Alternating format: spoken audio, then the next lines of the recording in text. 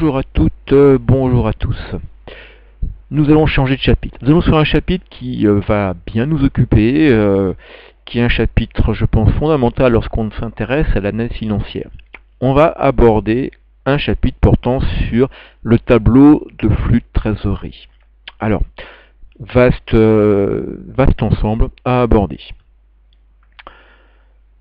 Un tableau de flux de trésorerie, son objectif, ça va être d'expliquer la manière dont va varier la trésorerie d'une entreprise entre deux exercices. Donc le but, c'est de faire apparaître dans un tableau tout ce qui va être encaissement et décaissement qui est apparu et qui n'est pas forcément lié exactement à l'activité de l'exercice.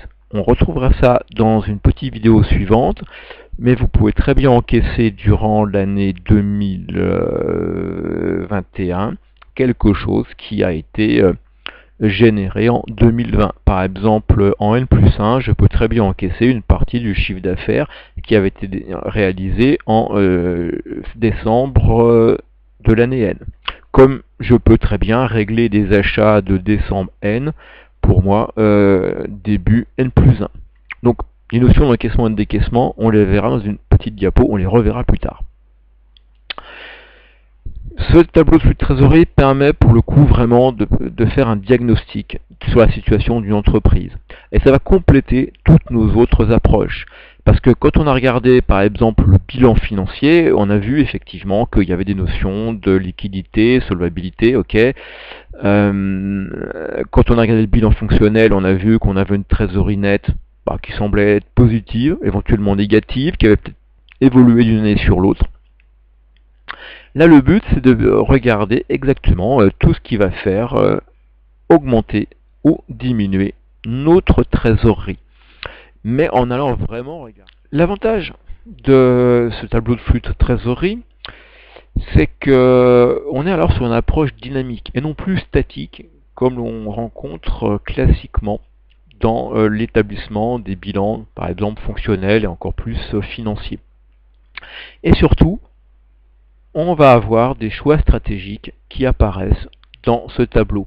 Quels sont par exemple les choix de financement long terme qui ont pu être effectués, etc.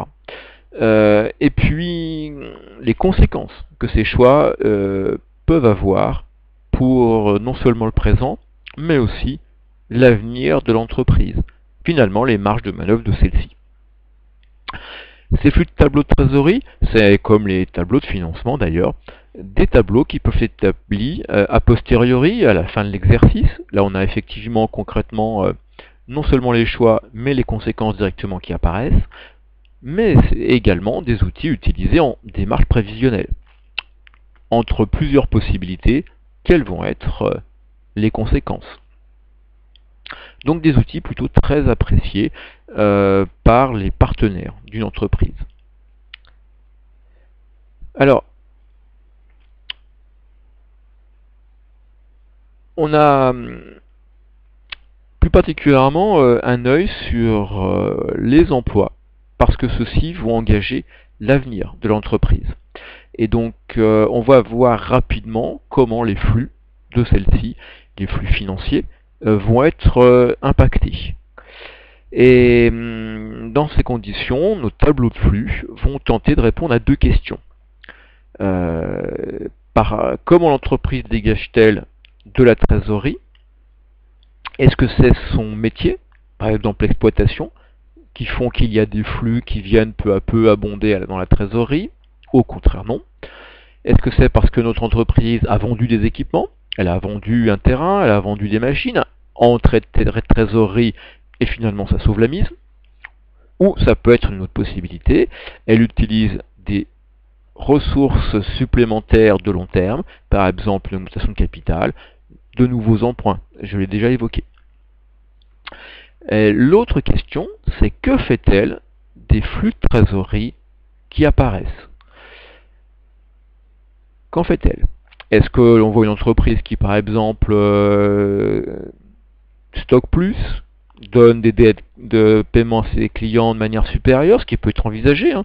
Vous souhaitez récupérer des parts de marché, ceci en facilitant les délais de paiement au niveau des clients. Donc quelque part, il va falloir de la trésorerie pour jouer à ce jeu-là, parce que vous vous rappelez, le besoin en fonds de roulement d'exploitation, dans ce cas-là, risque bien d'augmenter.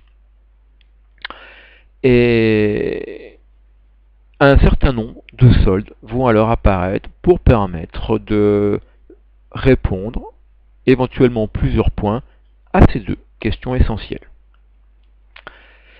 Ces tableaux de flux, eh bien, il y a de fortes chances que vous soyez en mesure d'en rencontrer un nombre substantiellement différent. En effet, les variantes sont très très nombreuses. Par exemple, vous ne trouverez pas dans le plan comptable général français de modèles, particulièrement de tableaux de flux de trésorerie. Autant le tableau de financement est quelque chose qui est normé, autant le tableau de flux de trésorerie ne l'est pas. Donc peu à peu, au fil du temps, la présentation française des tableaux de flux de trésorerie commence à ressembler à ce que l'on trouve dans d'autres pays, notamment les pays anglo-saxons, simplement aussi parce qu'au niveau international, on a peu à peu des normes comptables qui convergent, dans en tout cas les grands pays industrialisés. Aujourd'hui, on peut dire qu'il y a 4 grandes familles. Vous trouvez en France des propositions de tableaux qui est celle de l'ordre des experts comptables, l'OEC, très fréquemment utilisé. Donc ça, c'est bien à distinguer de la dimension légale qui est celle du PCG.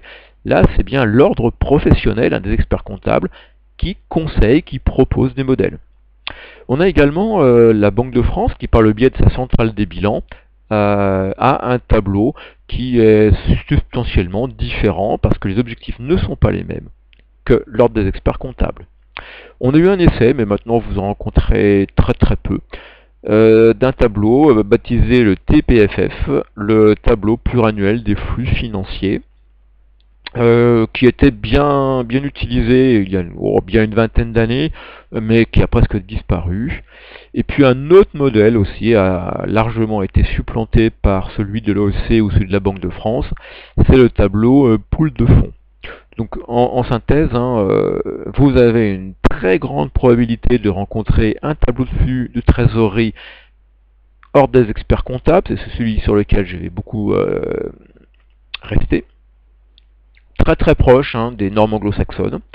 On en a un qui diffère parce qu'il y a une volonté plus économique dans sa présentation, c'est celui de la Banque de France. Donc là, il y a des chances que vous en rencontriez quelques fois à l'occasion. Et puis il y a les 12 modèles, il y a très peu de chances que vous puissiez, à mon avis, les croiser. Ce sont des espèces en voie d'extinction.